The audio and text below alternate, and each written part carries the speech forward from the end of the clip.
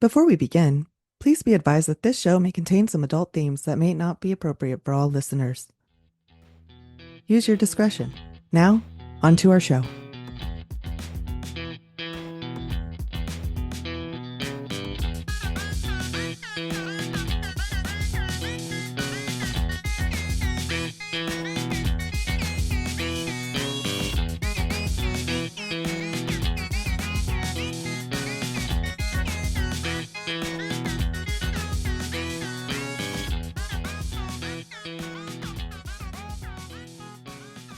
Welcome to the Sip and Saga Society, where we cover histories, mysteries, and just any story worth telling. Every week, Karina, Randi, and occasionally Greg cover a year in time while slowly traumatizing each other along the way. My name is Karina, and I am one of your hosts. Today, we are covering the year 1763. Yay. All right, you two introduce yourselves and let me know, what are you sipping? Hey guys, you want me to introduce myself, Karina? How strange. It's Well, we Randi. What's up? I am drinking the standard. Obviously, actually, it's been a really long day. I am off this week, so I was off gallivanting around. So I have a Dr. Pepper here from Sonic, a fountain drink. I'm blessed. Was that a clear Sonic cup? Do they make those? Listen, I'm Do in they New have clear ones York. now? Look, show it to us again. I'm in New York. You can't have styrofoam. Oh, you can't have styrofoam at all? No. Isn't I've it Wow. tragic? already learned something. Oh, Wow, that was insane. already learned something. Yeah. Yeah.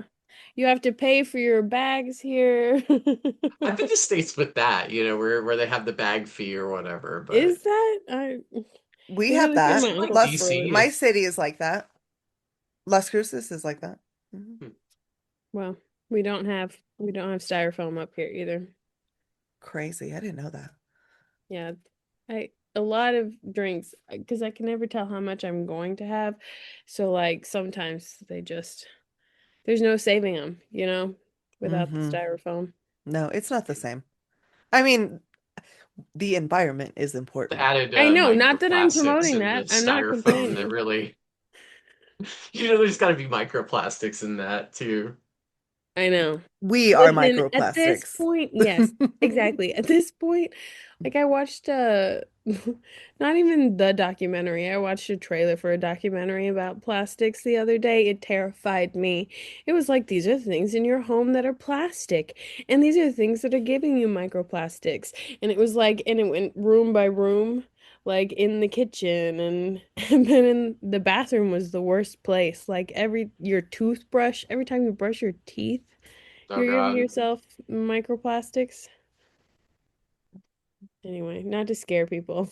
Randy, this is like with the Let me sand, but ruin this instead, for you. this is like with the sand. We do have stickers on the website, by the way. The Let Me Ruin This For You stickers. Let me just ruin They're that for probably you. covered in plastic though.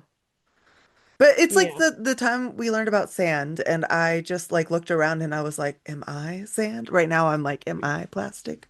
Not right now, but Yes. soon. Yeah, soon. I think at a certain point we just have to embrace it. It's Yeah. changing our DNA.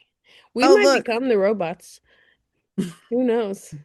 You just put microchips in the plastic brains. Perfect. Done. Done. Oh, Greg, what were you sipping?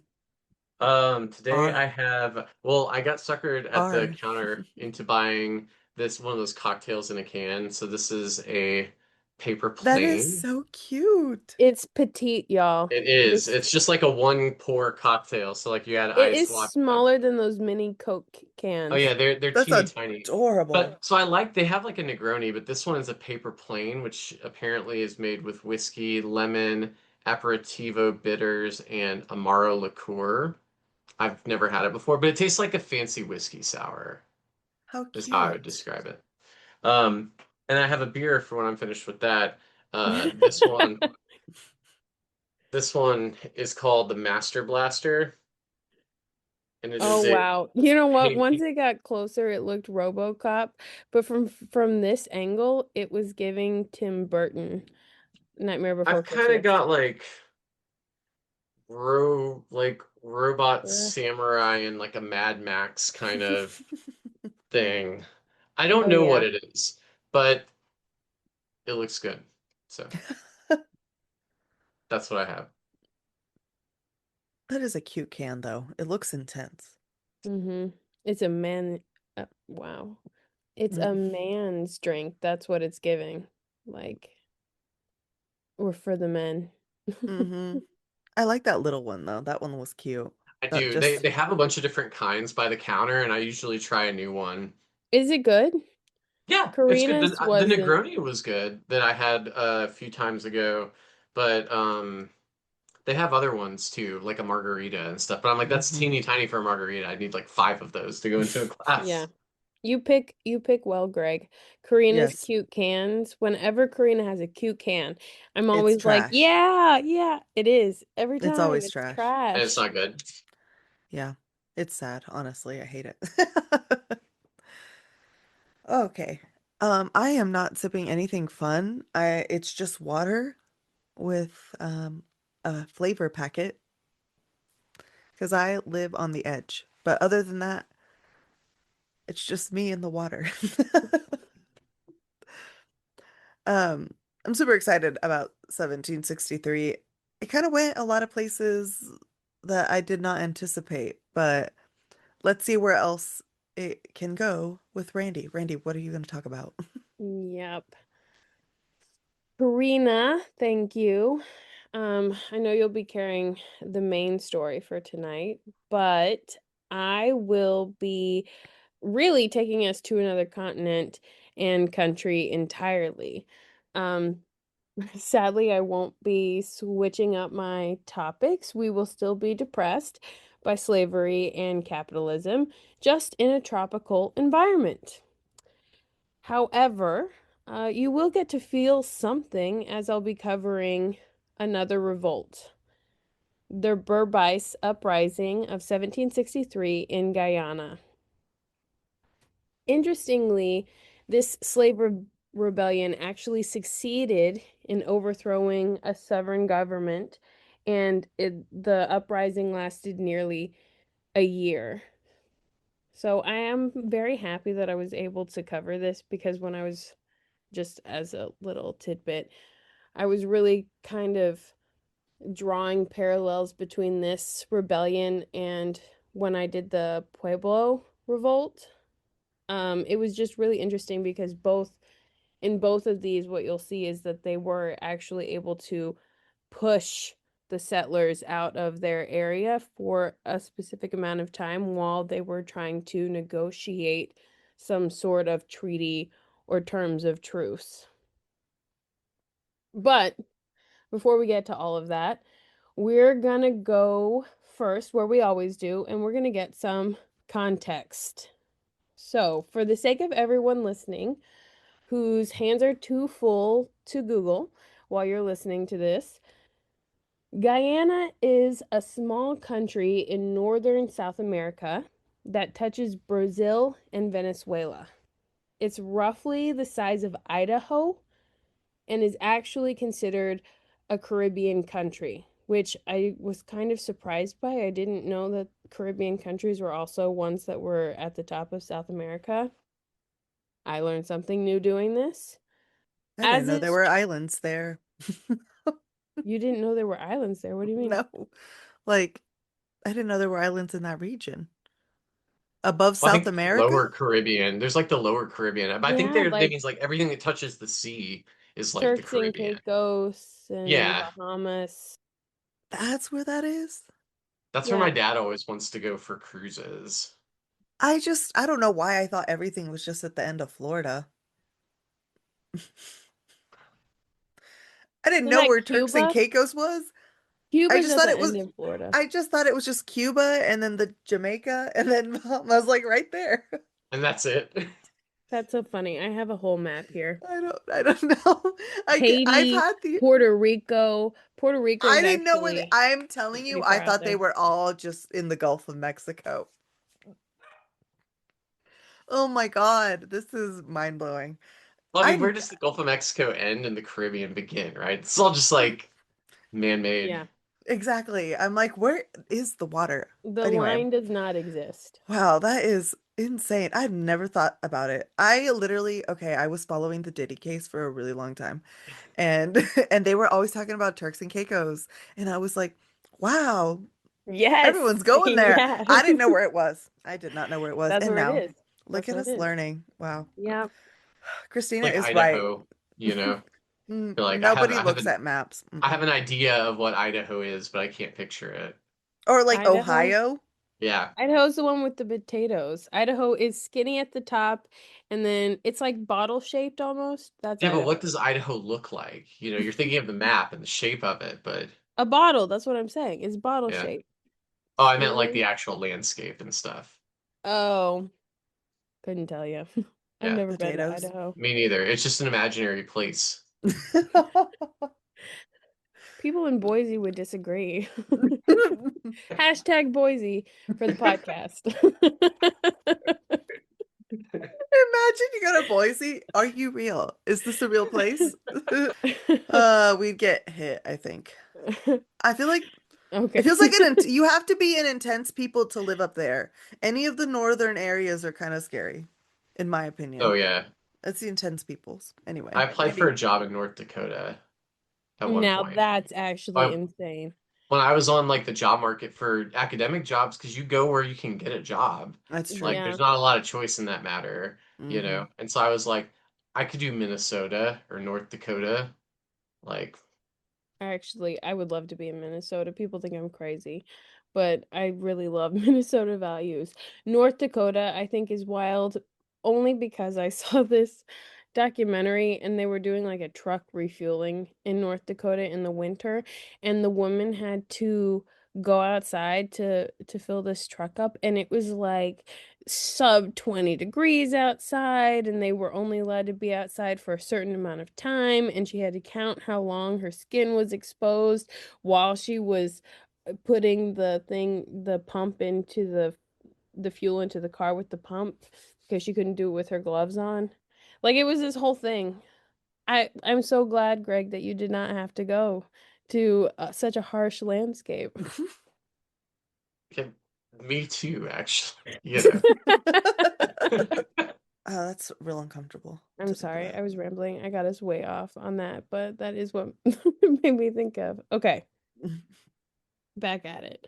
So, as is true in most historical events involving indigenous peoples groups, their history and the history of the land in Guyana were passed through oral traditions, a way that European colonizers neither respected nor acknowledged. Because of this, I'll do my best to pull from the stories of the indigenous. A lot of my research I did through indigenous Caribbean resources, but that information will be supplemented by those Dutch documents that were original documents from that time because they were the ones doing the documenting. It's unfortunate. If we go back a bit further, we learn that Guyana was actually in the colonization mix from the very beginning. Our bad actor, Christopher Columbus, saw the coasts of Guyana on his third trip to the Americas in 1948, roughly a century before the Netherlands would even obtain their independence from Spain. Also, for anyone wondering here, the people of the Netherlands are referred to as the Dutch. So I'm gonna be saying Dutch things in the future because we will be talking about the Dutch West India Company. I am talking about the people of the Netherlands. I'm talking about like Holland. That's where I'm talking about. So the Dutch emerged as a major power in the 1600s after they had gotten their emancipation from Spain and had begun to establish trade with the English and French in the Caribbean. It seemed to them a natural extension to establish their own post in the area. Enter here the Dutch to Guyana native lands in 1616. Now, the Europeans' primary purpose at the beginning, so they say anyway, was to trade with other colonial powers and the indigenous people in the area. This very, very quickly changed to a land grab as the Dutch wanted to stay competitive in the area against other barbaric conquering Europeans. The Dutch were able to establish total sovereignty by 1648 as recognized in the signing of the Treaty of Munster. So despite the fact that the Spanish had done regular patrols, they had originally claimed the area, when Christopher Columbus had seen it. The Dutch had complete control by 1648. They did not wait until 1648 to begin their work of expansion and control, however. So, as we've talked about before, the Dutch West India Company was founded in 1621 with the express goal of disrupting economies in Spain and Portugal and to monopolize trade to the Americas. Not to be confused with the Dutch East India Company, which we haven't touched upon really in any significant way on the podcast, but I'm sure we will in some upcoming episode. It just seems right because they did all of the exact same things that the Dutch West India Company did, just in different areas of the world. So So the West. I have never thought about the Dutch and their We kind of conquering sidelined them a little endeavors. bit. Well, I I mean, have they were in New York too before the British show up, right? I Like didn't know that. yeah, so we like fight a war with them, and part of the concessions are they give up New York. Mm. I feel 'Cause like that's I like saw that in passing somewhere. there's a lot of words like Manhattan is like it's like a very Dutch sounding word. Same with like Harlem too. Like there's still a lot of like the language that's there if you like know where to look. That makes sense. So they were traveling and they were like, we're taking everything, like most people. That is interesting. I feel like we don't really talk about what the other countries were doing most of the time. I Mm-hmm. think So that's that it actually where the story of them, like, when you hear the story of, like, oh, like the Native Americans didn't know anything, and so they traded them, like, some knives and some trinkets. I think it's to the Dutch, actually, Mm-hmm. like, where that story comes from. Because, like, obviously no one understands each other, and they're like, here you go. And they're like, they totally gave us the land, you know? they just gave it to And us. to be Yeah. honest, the Dutch are really kind of sketchy. What I do find what I do find tremendously interesting is that they have been releasing documents lately. Like this is the second story I will have done for the podcast that some of the work that I am reading about and the articles that I'm referencing are busy going through these old Dutch documents and translating them because a lot of them hadn't been translated yet, and they're just trying to figure out the information to better document that time period, which I think is really cool. But yeah, they did a lot to further colonization and to further the westernized ideals in the Americas, and they totally got off scot-free in a lot of ways because people don't even think about them when they think about slavery, despite the fact that the Dutch, well, sorry, I'm getting ahead of myself, but they did end up they did end up transporting, over 500,000 enslaved Africans from Africa into the West Indies and into the Americas. So, they had a big portion of the transatlantic slave percentage.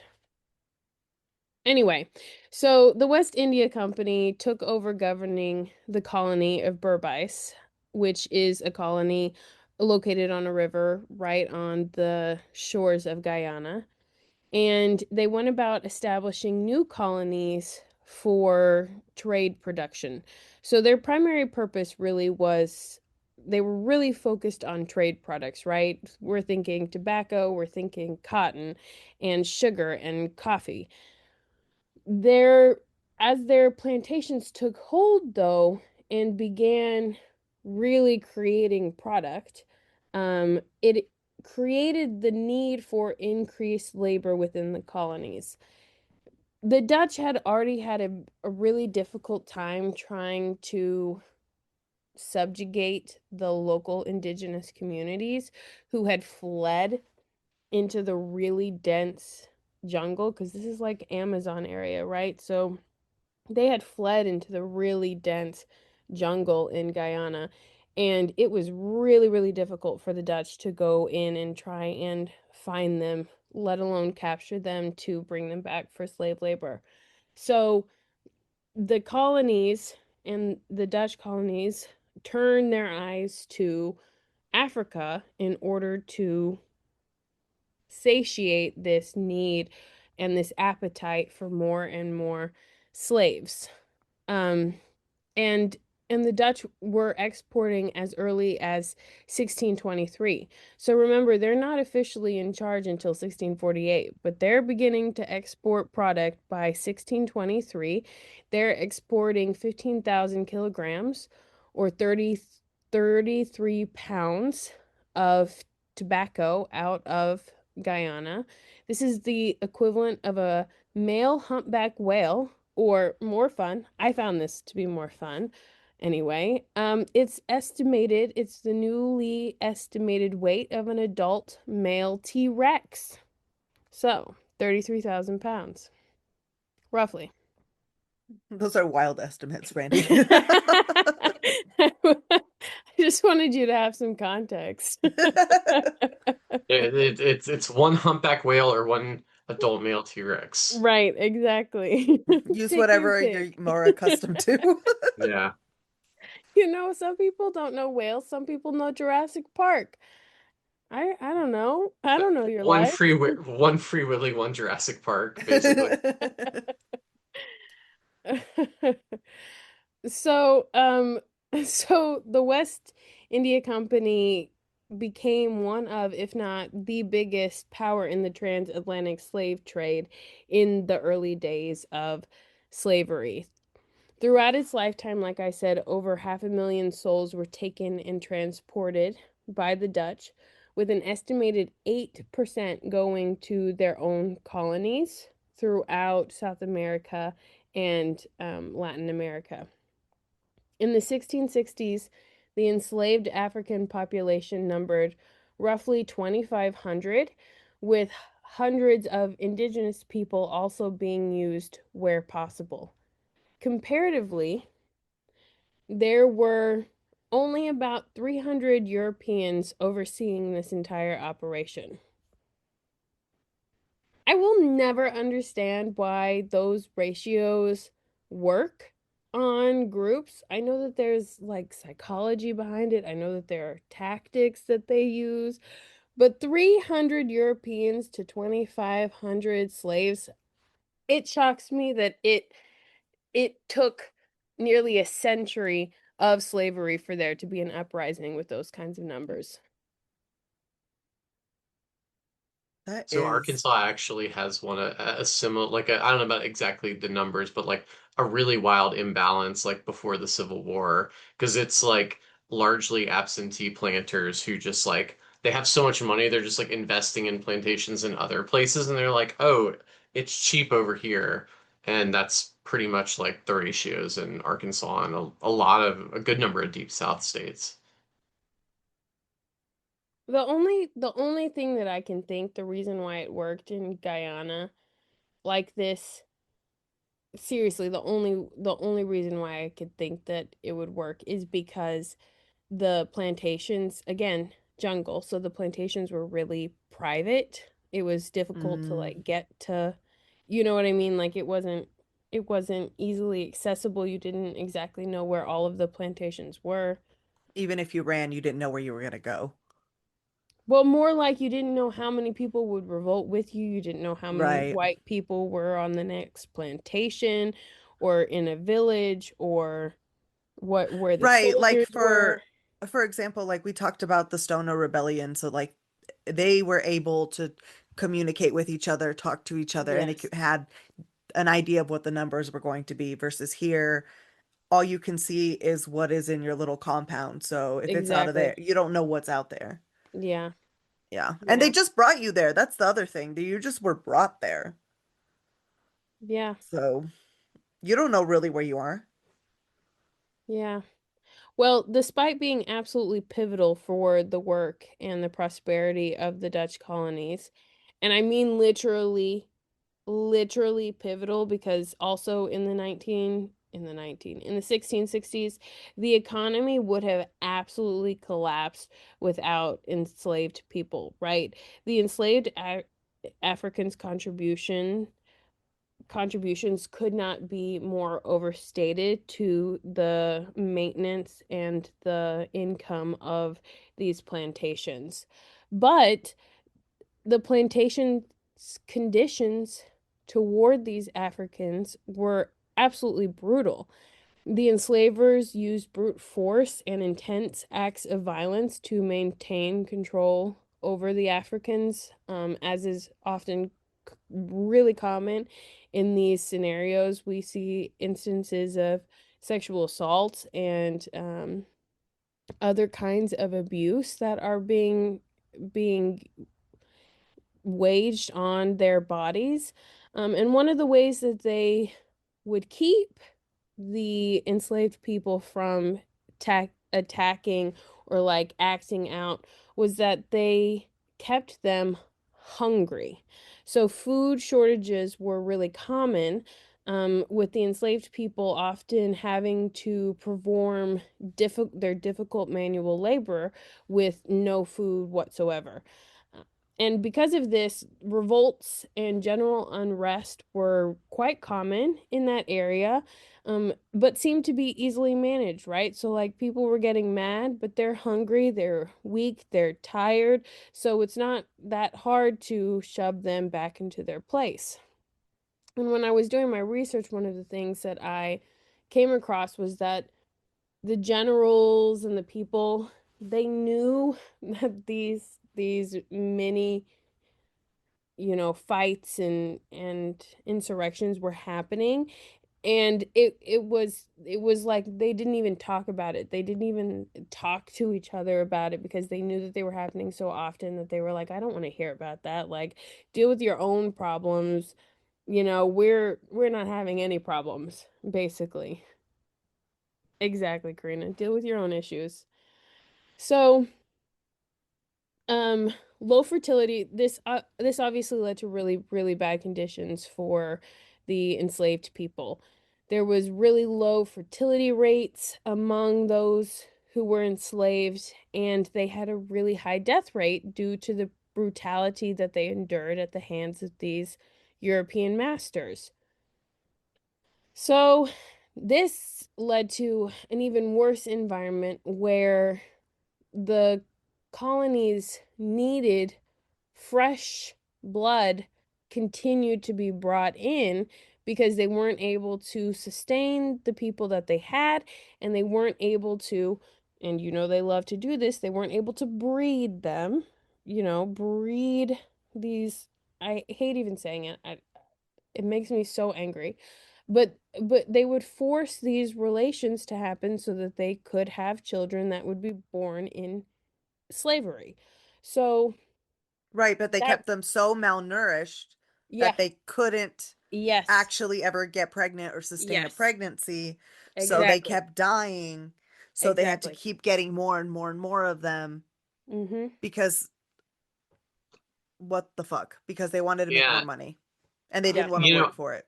Randy, I don't know if like they gave the exact like numbers and percentages for you, but I know for other parts of the Caribbean, like Jamaica and Barbados, like the number I see getting thrown out in academic stuff is like 60% mortality rate in the first five Yeah. years with Yeah. sugar plantation work, because it's so exhausting and the same sorts of things.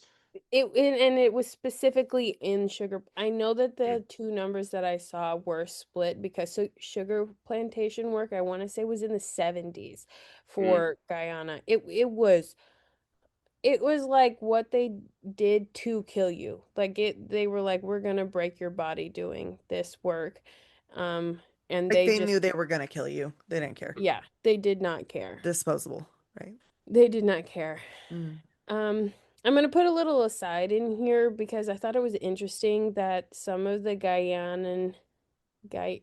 Guyanan historians um, said that the Dutch were actually shit at managing their plantations and making them profitable. They were at the mercy of, throwback to last month, pirates and privateers who were looking to make quick coin. So remember, Berbice is on the shores. It's on a river and it's on the shores. So it's not a great place if you're trying to avoid pirates. And the fort there that they had at the time, basically defenseless. It was really not a place that you wanted to be. It didn't have bathrooms, it didn't have good defenses, it didn't have running water. It didn't have anything that you really needed to survive. So it was worthless. And the colonies and their settlements were really at the mercy of those pirates who were looking to make coin. But when they would come, very similarly to what we heard about other areas, they would then become under the protection, and I'm air quoting here, under the protection of those pirates, and then would have to pay the pirates for their services for like 2 decades. Like some of these reports say that they were like under the thumb of the pirates for 20 years. So those historians say that the Dutch should have been a much bigger force late in the 1600s, but their mismanagement of the area was so bad that the plantations remained poor throughout their time there. So they were especially bad Yeah. at being They plantation said owners. that Guyana was a difficult place to live and it seemed to attract the dregs of Dutch society. So Dang, they felt strongly about that. they did. They did. So We were take like, these that. people were the worst Dutch people, basically. Well, and who can blame them for saying that for all the torture and the awful It's things turning that into they like did. how many places can we insult? We got Idaho, now we have all of all of the Netherlands. No, the Netherlands readily admits this. They have a Oh, whole they're like, oh page. yeah, yeah, these were the worst people. Yeah, they It's like in really Australia, like if you can trace your roots back to like one of the convict families, that came over like as a prisoner, that's like cool shit for Australians. yeah, because they think you're badass if that's true, but Yeah. yeah. So the Dutch set up their own perfect storm. They put in like 120 years of slavery and brutality being doled out at their hands, and the enslaved Africans had reached the absolute boiling point. At this point, for the Dutch in Guyana, there were over 120 plantations. The numbers that I read showed 125 to 135, using forced labor of 5,000 enslaved Africans. The Europeans counted at nearly 400 now, but still no comparison to the number of oppressed in the region. An initial rebellion occurred in 1762, but the Dutch did not heed that warning of anger, as they were used to, you know, quelling these angry outbursts. I know. I'm just like, okay, here we go. I know, we are all just staring at each other like, I'm sure there were signs. Okay. Yep. I don't think that the people were like sitting in unrest and planning. Like, y'all had to be oblivious. You knew they were angry. Yeah. You had to know. You had to know. And that's where our context ends and our event begins. February 1763, the rebellion starts. 73 Africans on plantation Magdalene. No, I'm going to try this again. Magdalenaburg. Magdalenaburg. I was like with you until the Berg. I was like It's Magdalena, it's Berg. Dutch. It's Berg. Magdalena. That's why, because I keep wanting to say Magdalena, but it's Magda. No, I'm never gonna get this, guys. I'm so sorry. You can look it up and have Google read to you what the name of this place is. But the Africans rose up on this plantation and they had killed their master and set the plantation house on fire. They were soon joined by other enslaved people who wanted revolution and freedom. In just 4 days, nearly six other plantations had joined the rebellion. They killed white settlers. They ransacked homes for valuables and weapons. They were really focused on getting more guns, more ammunition, evening that playing field between themselves and the Europeans. Additionally, they often set the home and the fields on fire, leaving nothing behind for the white settlers to salvage. They Oh yeah. said, we're taking it all. Yeah, they're like, burn it down. I get it. As is always the case, not everyone wanted to revolt. Some fled with their masters, others refused to leave the plantation, and still others simply refused to fight and disappeared into the brush. Which was not a good idea. This is not in my paper. This is not in my notes. Okay, I'm but looking I was directly at you immediately guys. like, I was like, I'm into looking the directly brush. at you guys I literally was, that was my plan, Randy. What do you mean? because because this part makes me legitimately so sad. I didn't put it in the scripting because I just am going to say how sad it makes me feel that for the enslaved Africans to escape into the brush, it was not saving grace, right? Being out in the jungle was very, very difficult living. It was just as hard as living on the plantations and harvesting that sugar cane, right? Just without being whipped and brutalized by a master. But the indigenous people were in the jungle. They knew the jungle and they did not like anyone on their land. It didn't matter if they were the enslaved Africans or the Dutch colonists.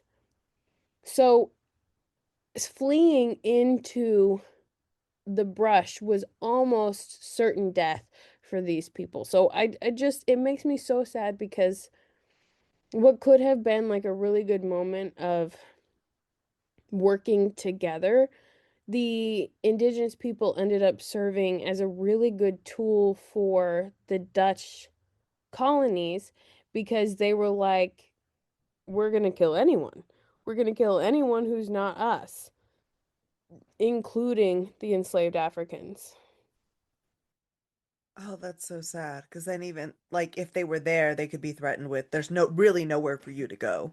Right, right. Hmm.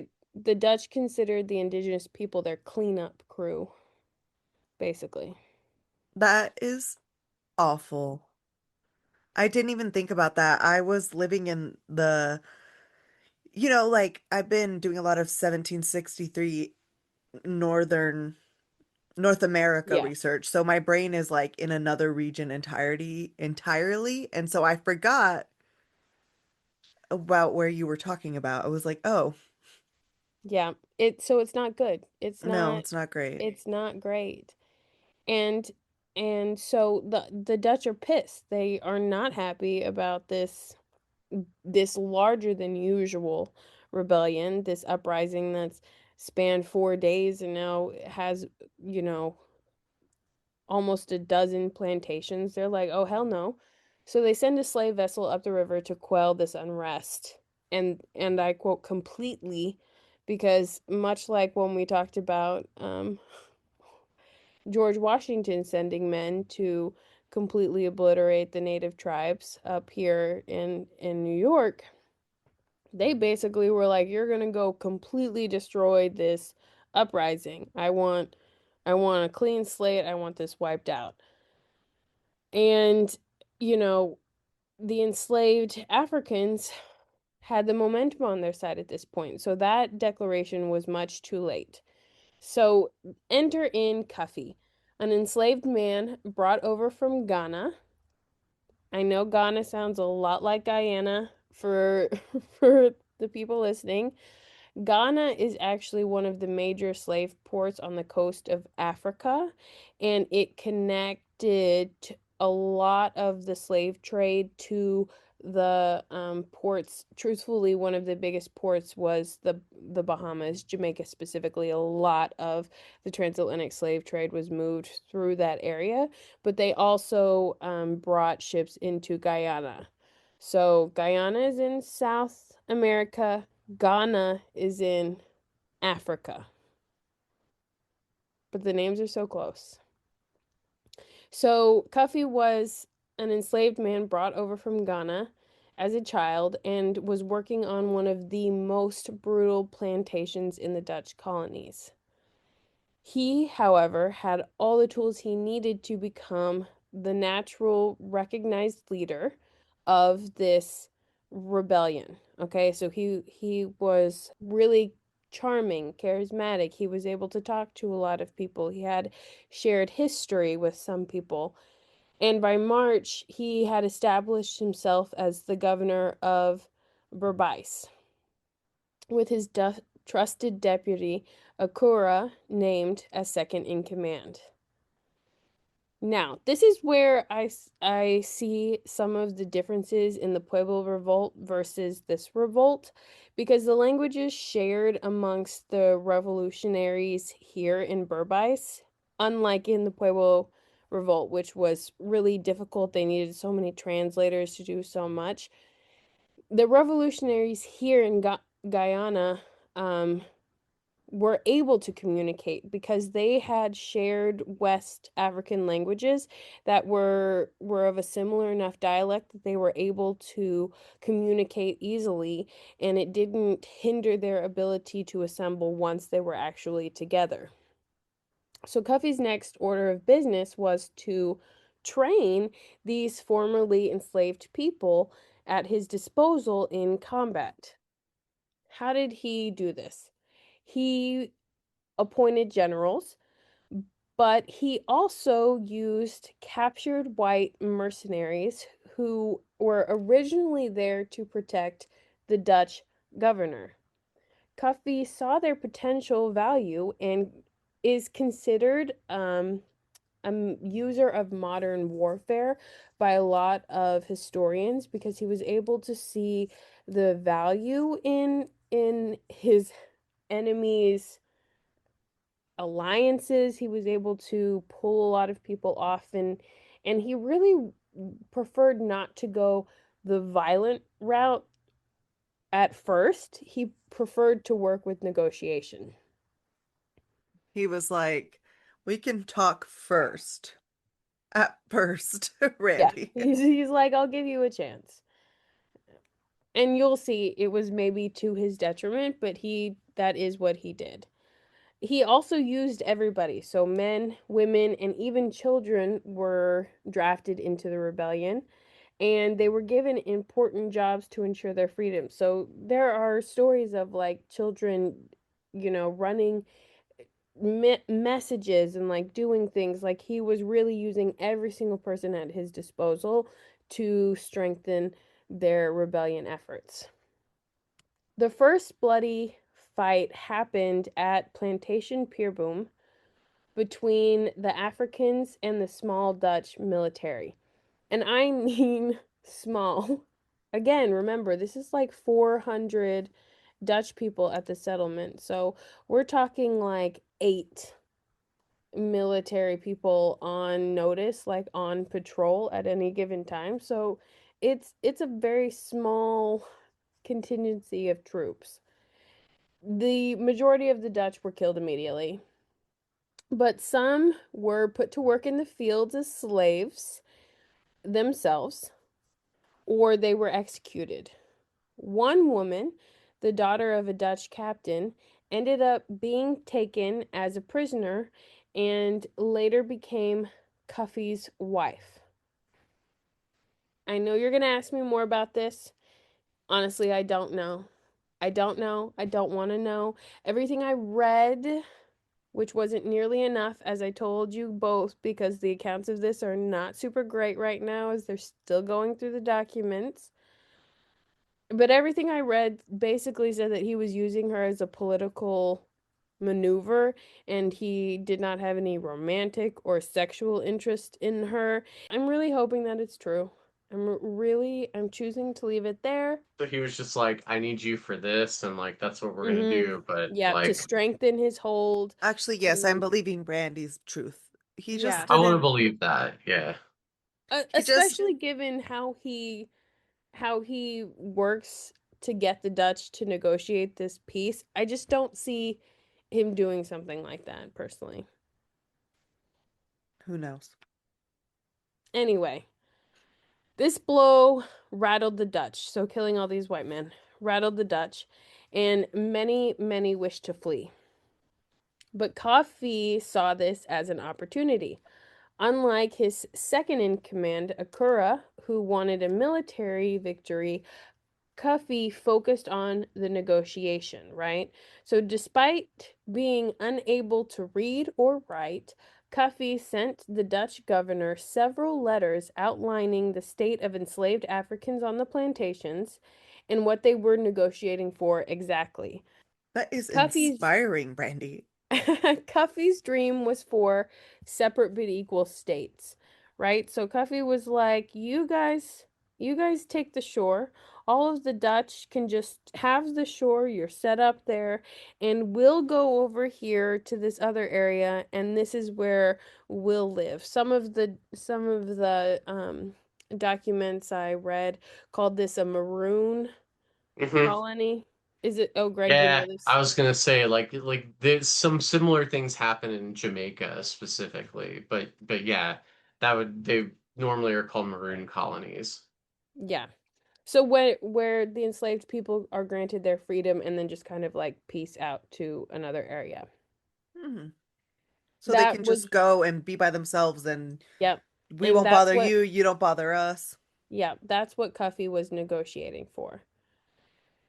The Dutch governor really was not in a place to give this and requested aid from surrounding colonies. Surrounding colonies, I'm going to asterisk here, not Dutch colonies. So the surrounding colonies around Guyana are French and British.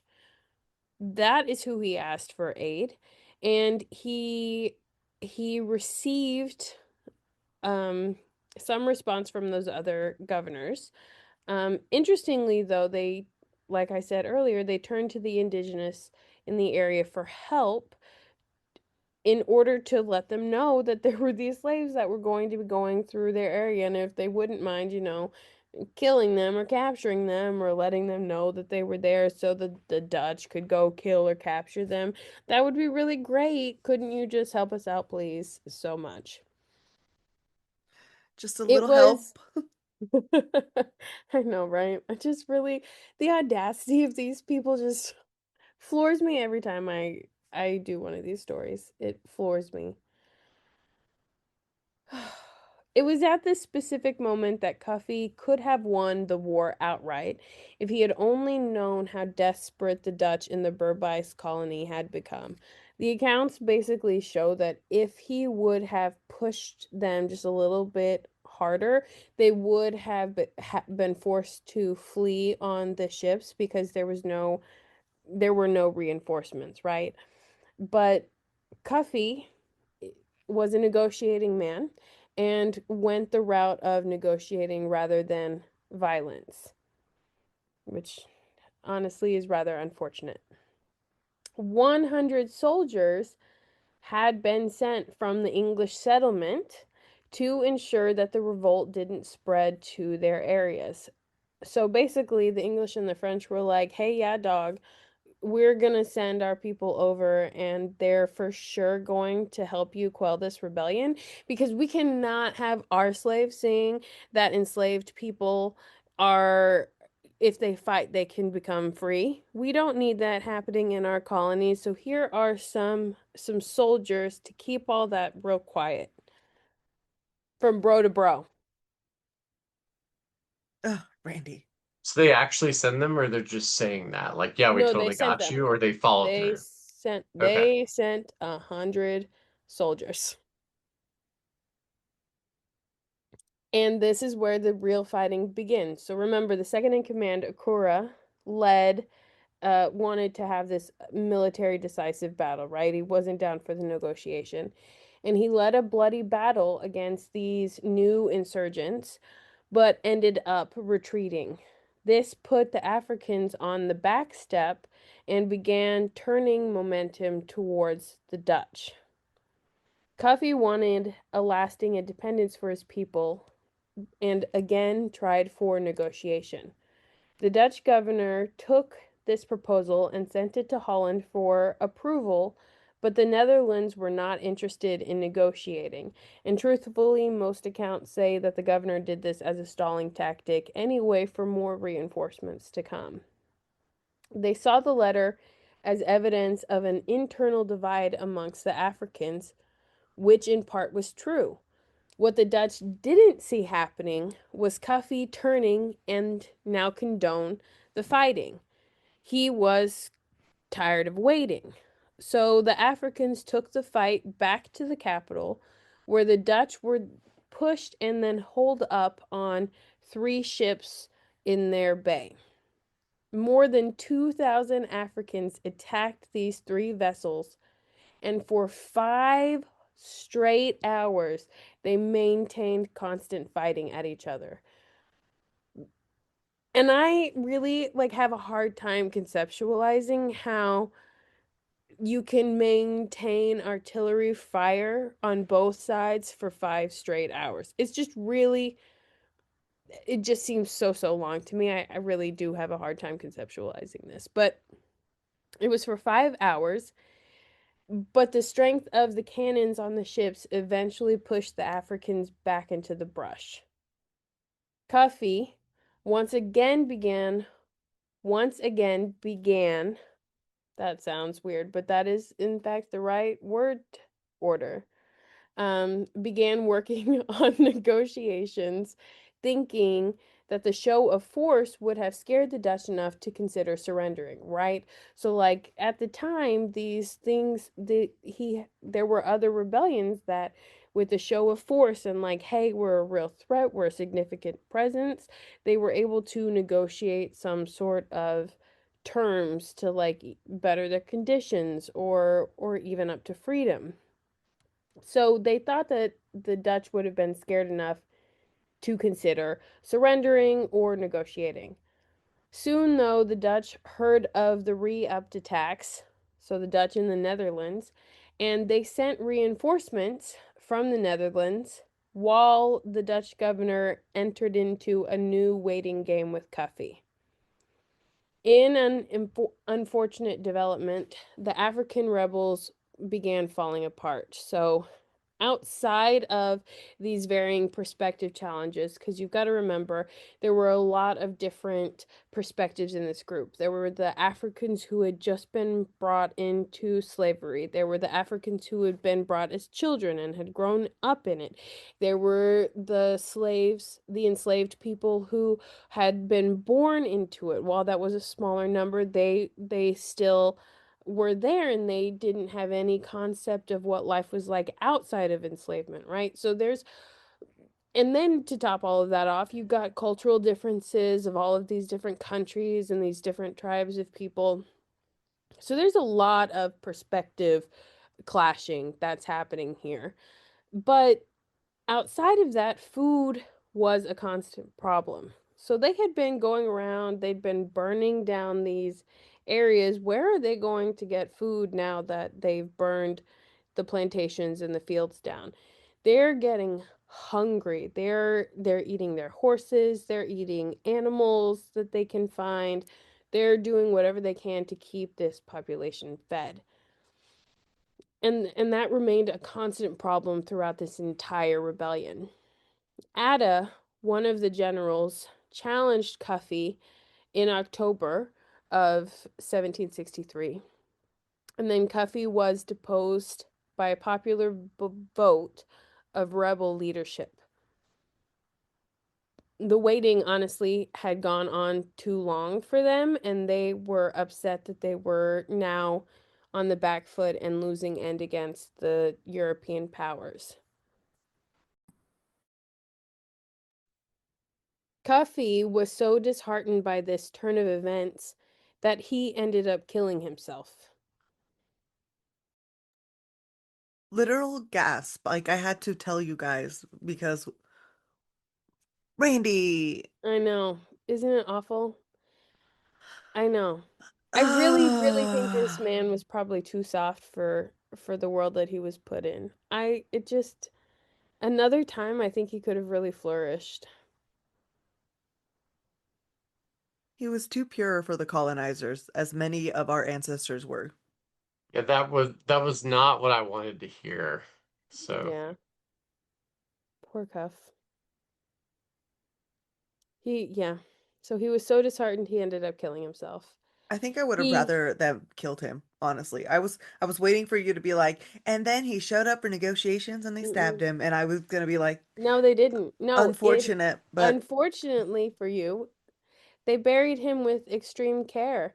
They ended up making sacrifices on his grave to carry over into his afterlife. They truly cared about him. That isn't that always true with suicide though? Like people commit suicide and then, you know, it's tragic. It's unfortunate that you can't see what's in front of you. And yeah, even that's though true. he was deposed, he still had a lot of sway with the rebel leaders. He had his own section, his own little sect that was really still devoted to him. That's wild. So, Atta took leadership. The camp remained split. They began fighting against each other in these factions, which would lead to the demise of the rebellion. Atta's force was boxed in between the rivers, and the Dutch began retaking plantations.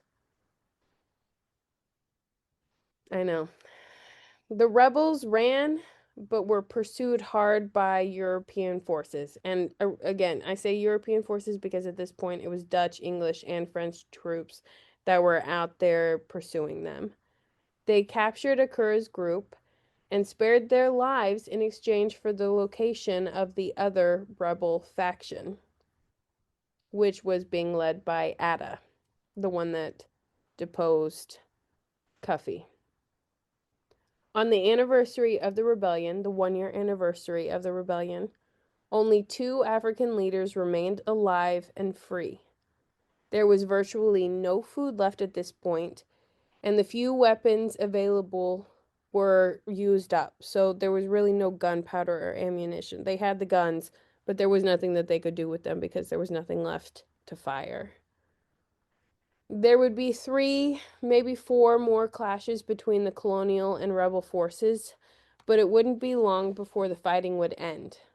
The final leader, Atta, was given up by the indigenous people in that region, and that is sadly how the story comes to an end. Isn't that awful? I really don't like that. The Dutch wanted them to pay massively for what they had put them through. We all saw this coming. So the Dutch wanted them to pay massively for what they had done, right?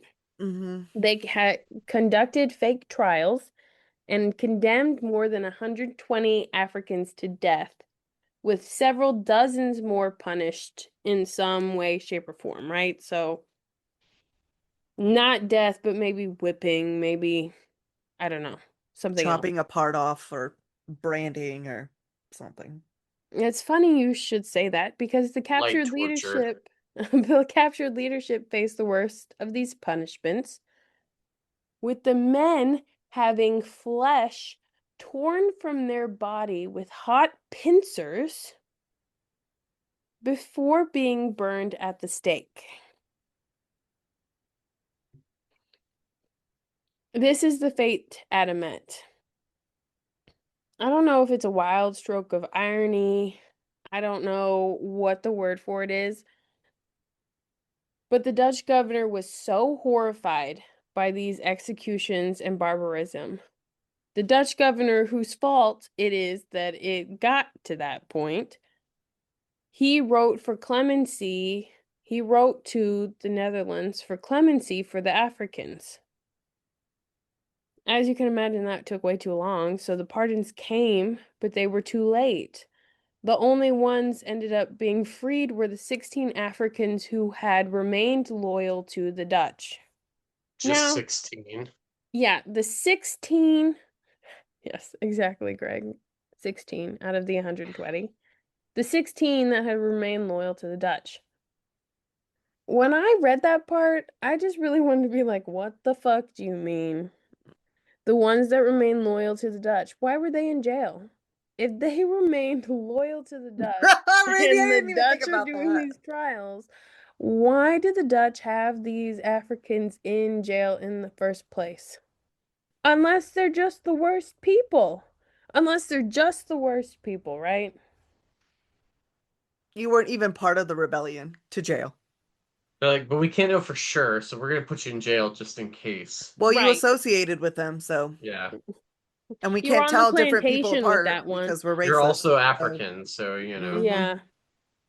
I mean, that happens in New England during King Philip's War with Christian Indians. That's a whole like side thing, but It really rubbed me the wrong way. I was like, are you fucking kidding me? These people betrayed their own, to stay on your side, and then you put them in jail anyway?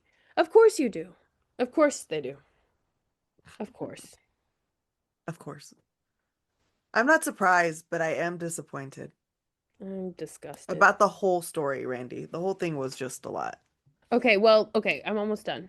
This rebellion was a huge mark against slavery for the Dutch, but it would be many more decades before slavery would meet its end in the area. The Dutch governor would return to Holland in 1765. So as soon as this all was done, this governor was like, "Peace. I am out. I've done my duty." And I he would lived out the also rest. leave. Yeah, he's like, "I don't really like the side of the Dutch that I saw out here, so I'm going to live the rest of my life in the Netherlands and just be happy."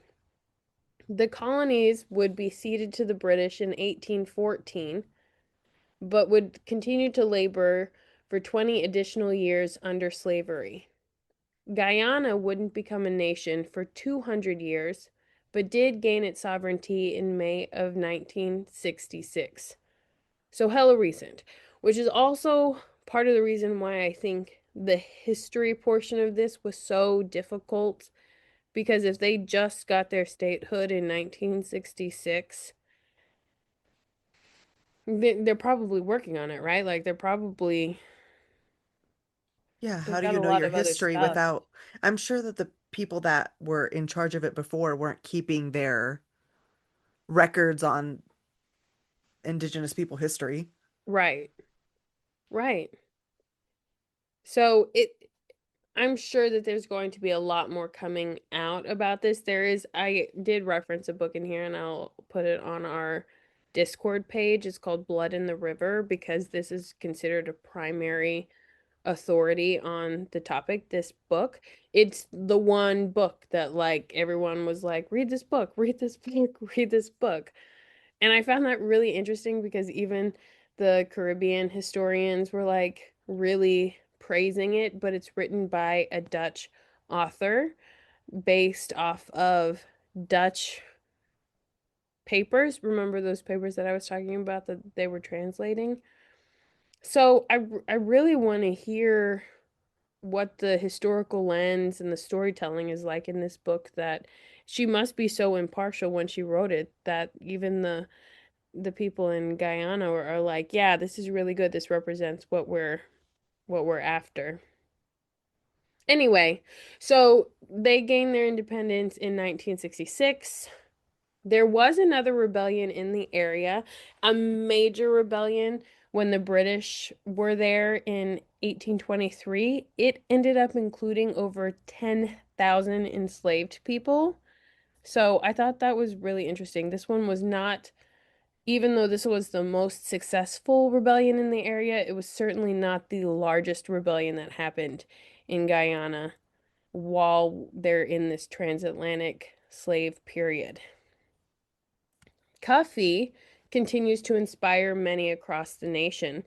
He was named the National Hero of Guyana, the only national hero ever named, and he is lauded as a man ahead of his time.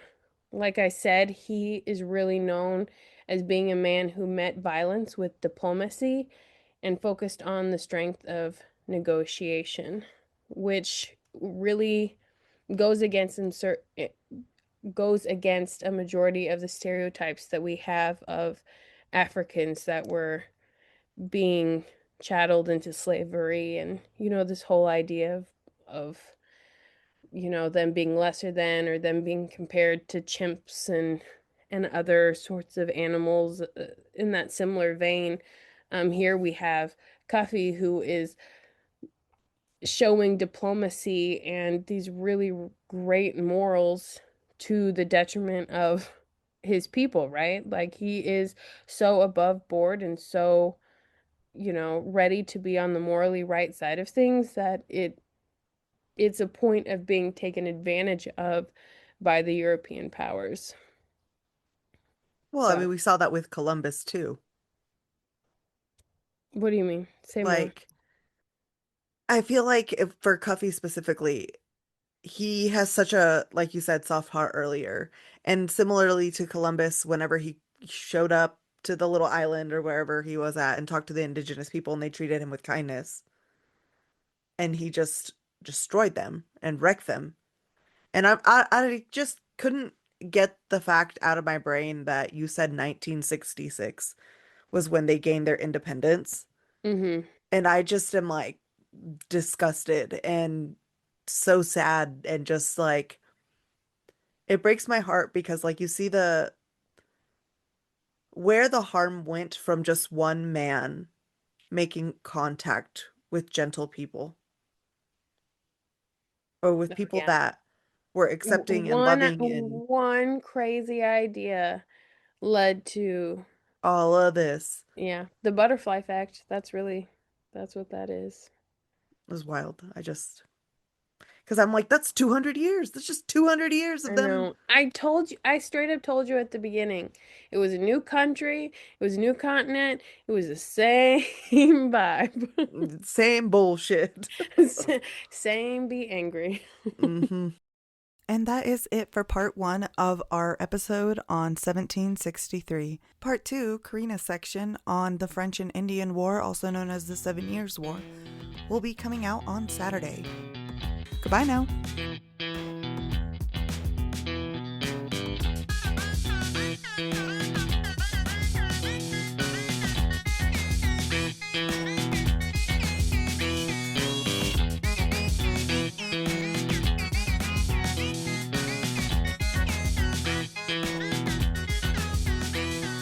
As always, thank you for joining us on another episode of Sip and Saga Society. If you enjoyed today's episode and would like to support our historical endeavors, please tell a friend about our show, or give us a follow on our social sipandsaga_society. Please visit our website at sipandsaga.online, where we have stickers. But most importantly, thank you so much for listening and continuing to listen. We work really hard and we love what we do. And we're just happy to tell you all the history that sometimes you may regret learning about.